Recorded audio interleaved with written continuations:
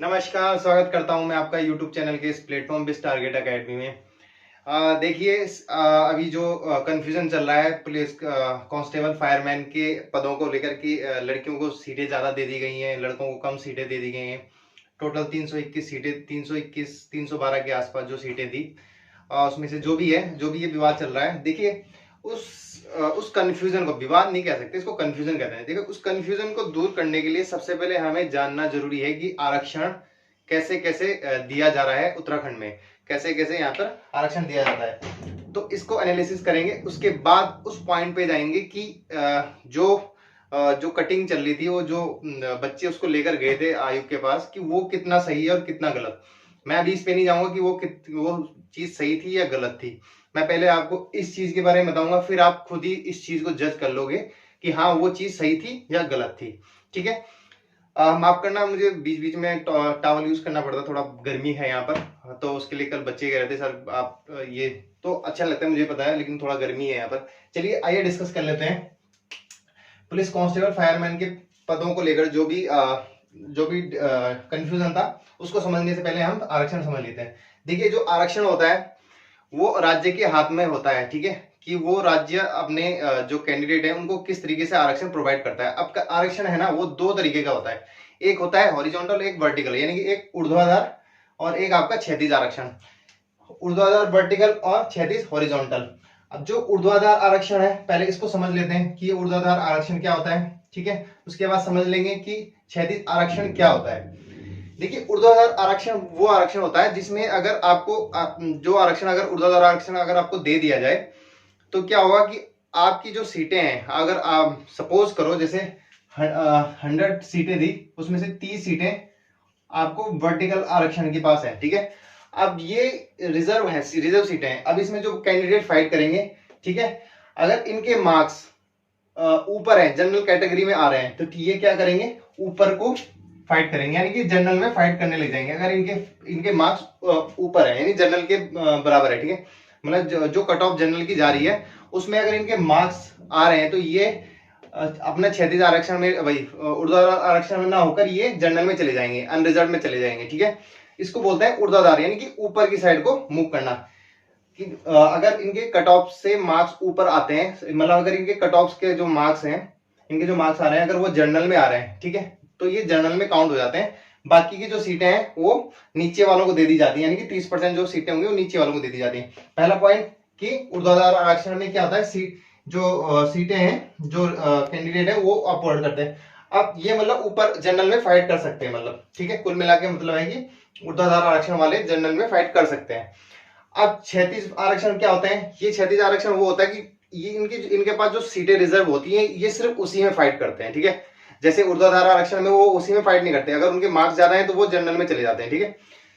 ऐसे क्षैतिज आरक्षण में होता है कि ये क्या करते हैं, आपस में फाइट करते हैं। सपोज जैसे 100 वैकेंसी है, 30% आरक्षण वुमेन का है, ठीक है, तो ये इसी में फाइट करेंगी लड़कियां, ठीक है, ये इसी में फाइट करेंगी, ये जनरल की सीट में फाइट नहीं करेंगी, ठीक है। उसके बाद ये जितनी भी सीटें हैं, विमेन हो गया, ऑर्फन हो गया, पीएच हो गया, फिजिकल हैंडीकैप, एक्स सर्विसमैन, ठीक है, तो ये सब क्या है, क्षैतिज आरक्षण। अब जो उत्तराखंड, ये राज्य के हाथ में होता है कि वो अपने कैंडिडेट को कैसे आरक्षण दे। तो जो उत्तराखंड ने जो आरक्षण दे रखा है वो ऊर्ध्वाधर आरक्षण दे रखा है, ईडब्ल्यूएस, ओबीसी, एससी, एसटी, ठीक है, समझ में आया ना। यानी कि जो आर्थिक रूप से कमजोर वर्ग है, पिछड़ा वर्ग है, जो अनुसूचित जाति और जनजाति, इनको दे रखा है ऊर्ध्वाधर, यानी कि ये जनरल की सीट में फाइट कर सकते हैं, ठीक है। और जो क्षैतिज आरक्षण दे रखा है वो दे रखा है women, orphan, physical handicap, ex serviceman और ये वाला, ठीक है। तो ये इनको दे रखा है क्षैतिज, ये जनरल की सीट में फाइट नहीं कर सकते। अब कितना कितना आरक्षण है वो देख लेते हैं पहले। देखिए ईडब्ल्यूएस का 10% है, ओबीसी का 14% है, आपका एससी का 19, एसटी का 4%, उसके बाद स्वतंत्रता सेनानियों का 2%, भूतपूर्व सैनिकों का 5%, दिव्यांग का 4%, फिजिकल हैंडीकैप का, अनाथ ऑर्फन का 5%। देखिए जो ऑर्फन है ना, ये उत्तराखंड, ये देश का दूसरा राज्य है उत्तराखंड जो ऑर्फन को रिजर्वेशन देने वाला है, ठीक है। पहला महाराष्ट्र है, दूसरा कौन सा है, ये उत्तराखंड, ठीक है। खिलाड़ियों को 4%। अब ये तो है टोटल आरक्षण, ठीक है, आपके सामने मैंने डिटेल दे दी।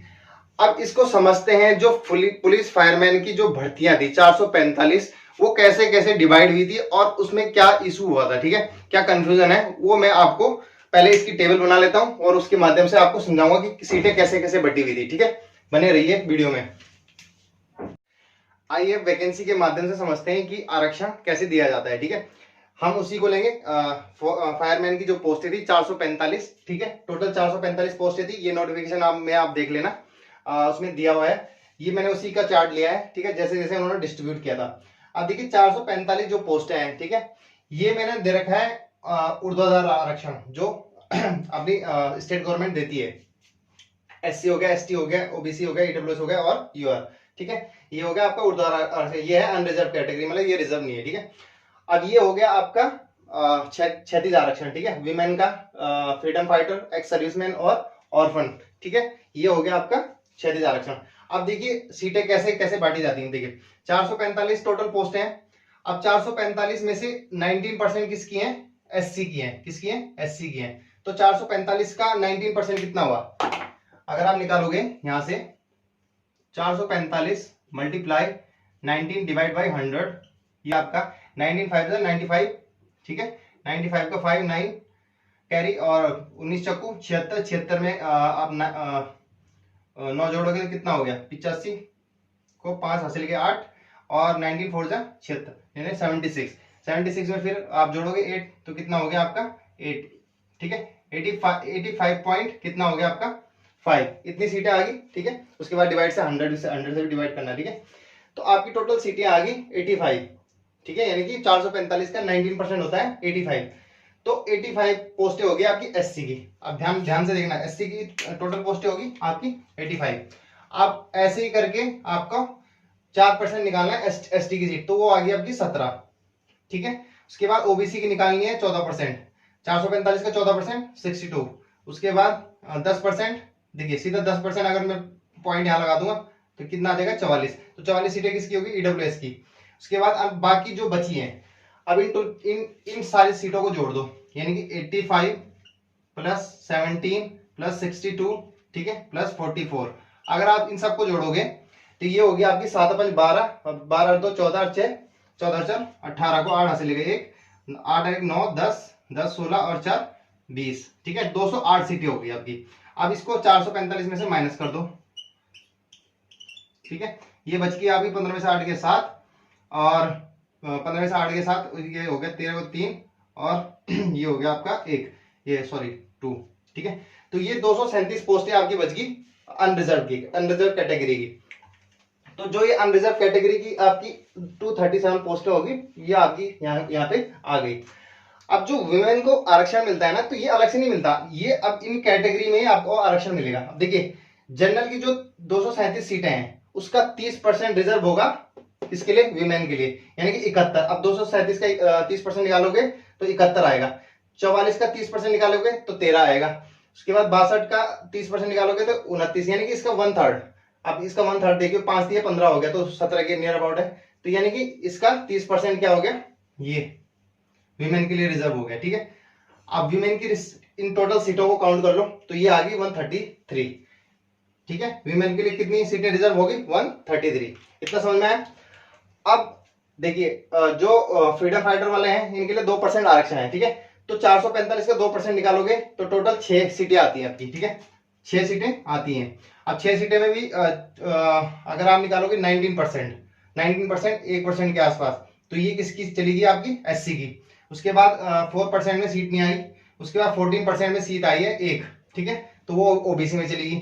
उसके बाद 10% में सीट नहीं आई, फिर अनरिजर्व कैटेगरी में आई बाकी की बची हुई सीटें 4, ठीक है। इसी टाइप से एक्स सर्विसमैन की 5%, यानी कि 445 का आप 5% निकालोगे तो ये सीटें आ गई आपकी 20, ठीक है।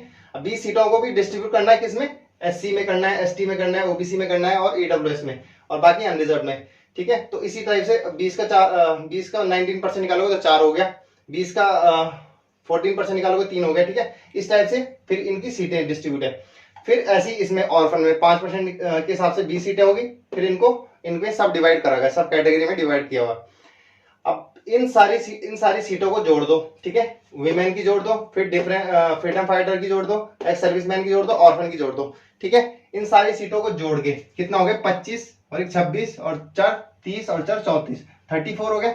आप 34 को 84 में से 85 में से 34 माइनस करके 51, ये अब बची है एससी के लिए, ठीक है। जो बाकी के एससी कैंडिडेट है उनके लिए बची है 51 पोस्ट। ऐसी इसमें भी एसटी के लिए जो बाकी बची हुई सीटें हैं वो है 12, फिर ऐसे ओबीसी के लिए 36, ये ईडब्ल्यूएस के लिए 27 और ये अनरिजर्व कैटेगरी के लिए 140 सीटें। अब आपको इतना समझ में आया कि हाँ ये स्ट्रक्चर है। अब क्या होता है ना कि एक चैनल है देवभूमि कैरियर पॉइंट करके, मैंने उनकी वीडियो देखी थी, तो उन्होंने उसमें बताया कि जो लड़कियां हैं वो मतलब जनरल की सीट में फाइट कर सकती है। देखिए लड़कियां गर्ल्स जनरल की सीट में फाइट नहीं कर सकती हैं। कौन फाइट कर सकती है वो मैं आपको बताता हूं, ये मैं क्लियर कर देता हूं, ठीक है। अब मैं आपको इसमें से जो कंफ्यूजन है ना वो बस अब दूर हो जाएगा आपका। अब देखिए जो वीमेन है, अब मैंने आपको बताया था कि भाई वीमेन क्या है, क्षैतिज आरक्षण में है, यानी कि हॉरिजॉन्टल में है, ठीक है, क्षैतिज आरक्षण में है। अब जो ये वीमेन की सीट है ये तो जनरल की सीट में फाइट नहीं करेंगी ना, ये जो सीटें हैं इनकी ये जनरल की सीटों में फाइट नहीं करेंगी, यानी 133 के आसपास जो सीटें हैं ये फाइट नहीं करेंगी। लेकिन मैंने एक चीज बताई थी अभी कि जो एससी है, एसटी है, ओबीसी है और ईडब्ल्यूएस है, ठीक है, इनको कौन सा आरक्षण दिया हुआ है, कौन सा आरक्षण दिया हुआ है, ऊर्ध्वाधर, ठीक है। अब जो महिलाएं एससी की होंगी, एसटी की होंगी, ओबीसी की होंगी, ईडब्ल्यूएस की होंगी, ये जनरल में फाइट कर सकती हैं, ठीक है। और इनकी जो सीटें होंगी वो रिजर्व होंगी, यानी कि उससे नीचे वाली कट ऑफ वाली लड़कियों को मिल जाएंगी वो सीटें। अगर इनकी इनमें से किसी भी महिला की सीट मतलब किसी भी महिला के नंबर अगर जनरल कट ऑफ से ऊपर आ रहे हैं, ठीक है, जनरल कट ऑफ में जो यूआर की लगती है, तो ये चली जाएंगी फाइट करने कहाँ पे, जनरल की सीट में ये फाइट कर सकते हैं, ये फाइट कर सकते हैं जनरल में, ठीक है, ये फाइट करेंगे आपकी जनरल की सीट में, तो ये जनरल की सीटें काट देंगी, ठीक है। लेकिन जो अनरिजर्व कैटेगरी की जो महिलाएं हैं, ठीक है, जनरल की जो वीमेन है वो फाइट नहीं कर सकती है किसमें, लड़कों मतलब उसमें जनरल की सीट में। लेकिन जो एससी की, एसटी की, ओबीसी की और ईडब्ल्यूएस की जो महिलाएं हैं वो फाइट कर सकती हैं किसमें, आपके अनरिजर्व कैटेगरी में। तो यही बस कंफ्यूजन था, अब आपको दूर हो गया होगा।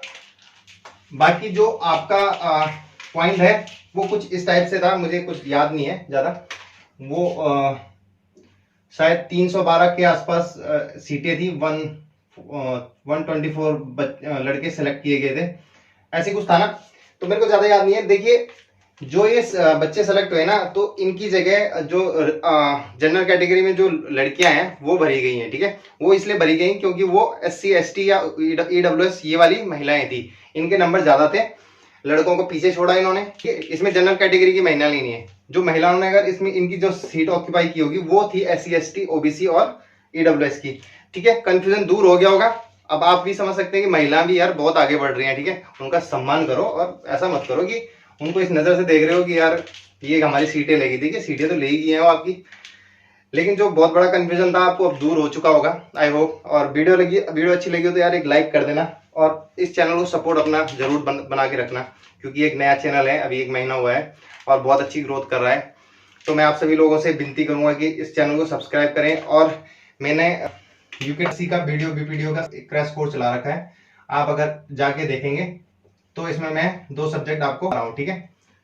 कौन कौन से, हिंदी हो गया आपका और आपका उत्तराखंड जीके, ठीक है, जाके चेक करो। एक क्रैश कोर्स है, आपको रिवीजन में हेल्प करेगा, बहुत ही बेहतरीन ढंग से मैंने ऑफलाइन की तरह इसको पढ़ाया है। बाकी आप एक बार चेक कर लेना। चलो इस वीडियो को यहीं समाप्त करते हैं, मिलते हैं नेक्स्ट क्लास में, तब तक के लिए धन्यवाद, जय हिंद।